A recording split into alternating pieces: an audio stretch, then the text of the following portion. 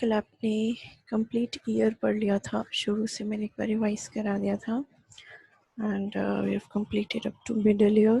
3 bones होते हैं, boundaries and it's relation. तो आज हम पढ़ेंगे इनर ईयर। ठीक है, इनर ईयर जो है वो थोड़ा सा कॉम्प्लेक्स होता है बिकॉज इट कंटेन्स 2 फंक्शंस इसमें कंट्रोल होते हैं। एक तो जो ईयरिस है, सेंस ऑर्गन है, दैट इज हेयरिंग के लिए इस्तेमाल किया जाता है।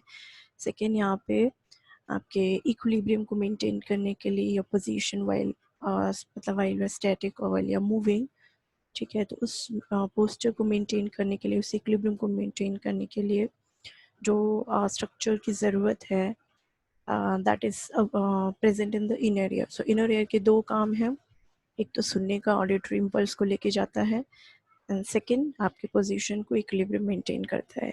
ठीक है, that is why it has a bit of complex structure.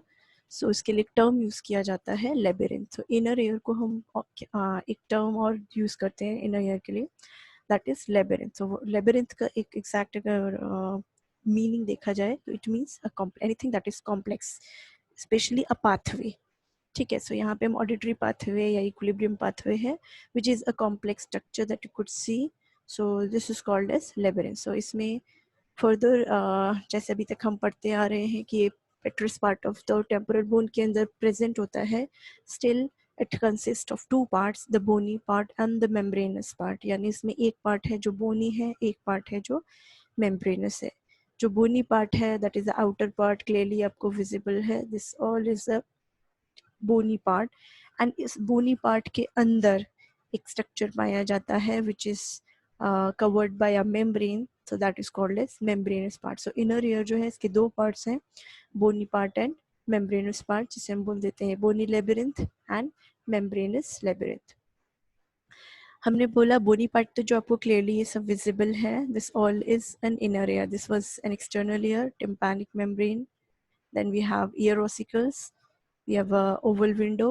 Around window is bit downward, and this is the inner ear that comprises of a bony part and a membranous part. Now this bony part जो है that is clearly visible to you because the outer part होता है. But what about the membranous part? Membranous part is present within this bony part. इस bony part को आप open करेंगे, you'll find a membranous part. I'll show you the picture afterwards. जो main मैं आपको, चलो मैं दिखाई देती हूँ, this is the bony part, the outer part जो आपको ये ब्राउन कलर का दिख रहा है, समवट स्किन टोन कलर जो आपको ये अंदर दिख रहा है, दिस इज मेम्ब्रेनस पार्ट। ठीक है, same is the case here in this case, this outer yellow portion is bony part, this brownish portion is the membranous part. ठीक है, so there are 2 components, bony and membranous. bony और membranous के बीच में कुछ जगह होती है, ठीक है, ये आपको यहाँ पे अच्छे से दिख रही है, there are space between bony part and a membranous part. Same is the case here, there is a gap, there is a space between a bony part and a membranous part.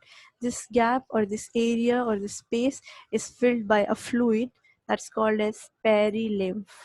पेरीलिम्फ किसे बोलते हैं? पेरीलिम्फ एक fluid का नाम है that is present between the bony and the membranous labyrinth.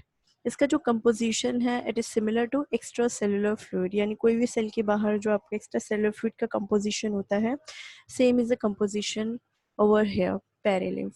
That means extra cellular fluid is rich in sodium ions. So in case of perilymph, जब हम auditory pathway पढ़ेंगे पूरा तो विल सी कि how this sodium ion works over here. So हमें पता होना चाहिए what is present where. So sodium composition is more in perilymph than in endolymph. What is endolymph? Endolymph भी एक fluid है that is present in the membranous labyrinth. अगर आप आगे चलते हैं तो ये membranous labyrinth जो है ये भी एक स्ट्रक्चर है जो hollow है अंदर से, ठीक है, ये एक स्ट्रक्चर है that is hollow. So इसके अंदर भी एक fluid पाया जाता है, इसके अंदर भी एक fluid पाया जाता है. So this is called as endolymph. What is perilymph? It's a fluid that is present between the bony and the membranous labyrinth. लेकिन जब हम बात करते हैं एंडोलिम्फ की, so endolymph is a fluid that is present within the membranous labyrinth. इसके अंदर एक स्ट्रक्चर है membranous, उसके अंदर पाया जाता है एंडोलिम्फ. ठीक है, एग्जाम्पल अगर आपको लेना है तो हम कैसे बोलेंगे,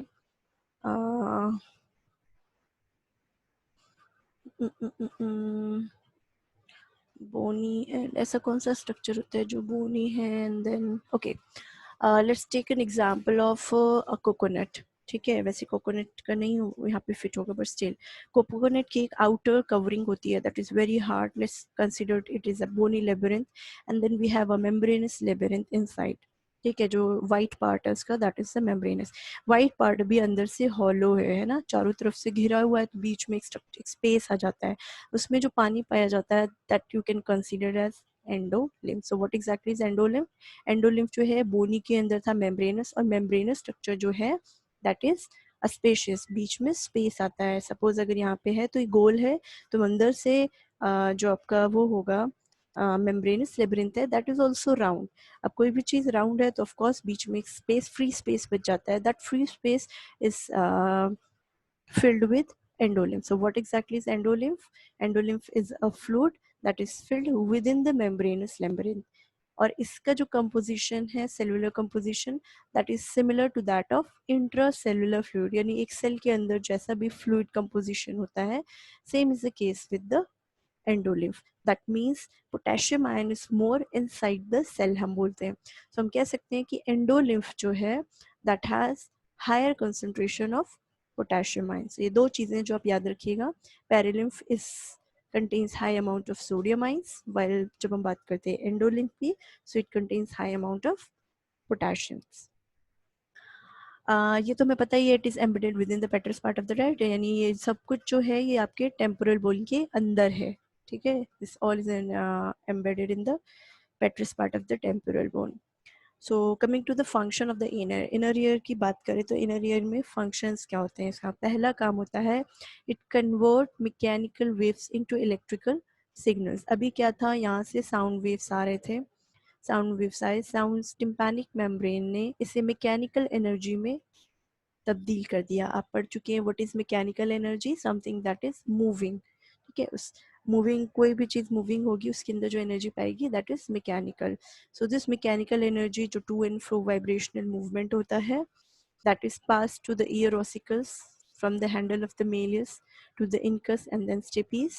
ठीक है, ऐसे वाइब्रेशन मूवमेंट यहाँ आया and then coming to the oval window, oval window पे आता है and is pass to the inner ear, यानी मिडल ईयर और इनर ईयर के बीच में जो कनेक्शन है that is by the oval window.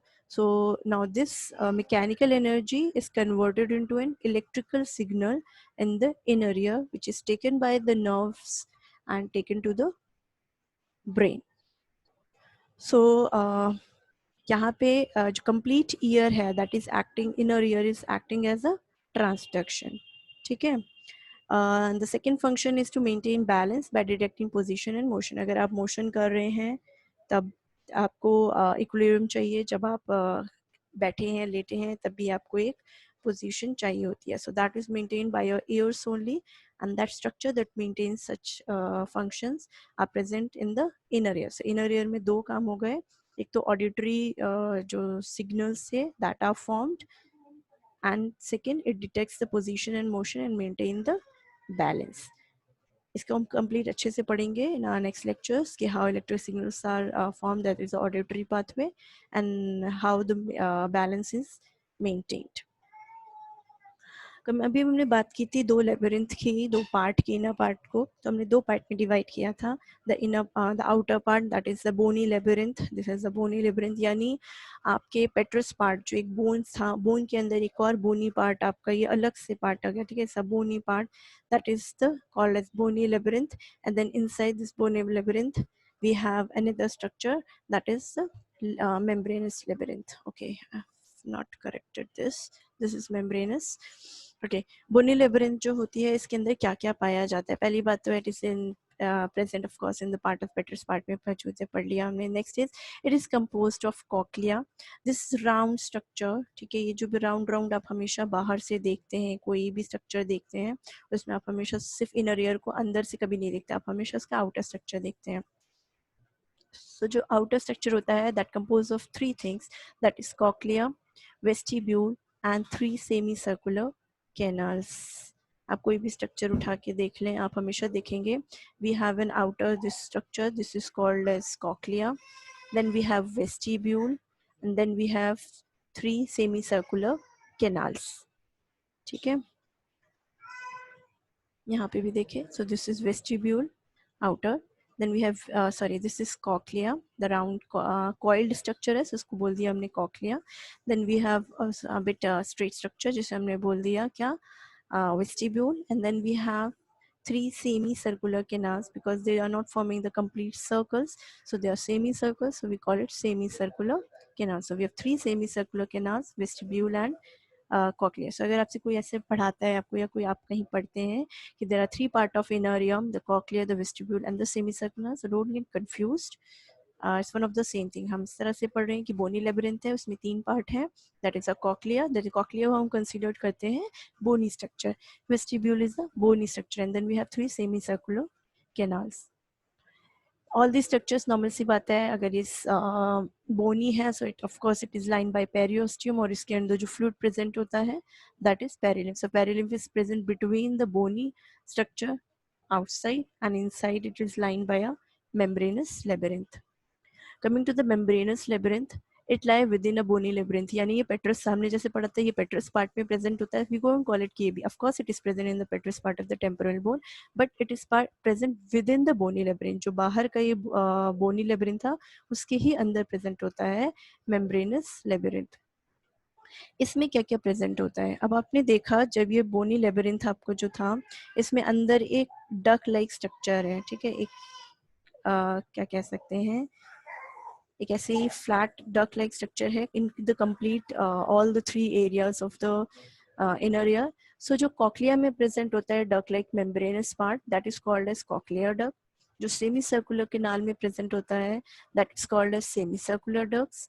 And in the case of vestibule, vestibule में 2 मेम्ब्रेनस स्ट्रक्चर पाए जाते हैं, उसे हम बोलते हैं utricle and saccule. So utricle and saccule जो है, this is the utricle part,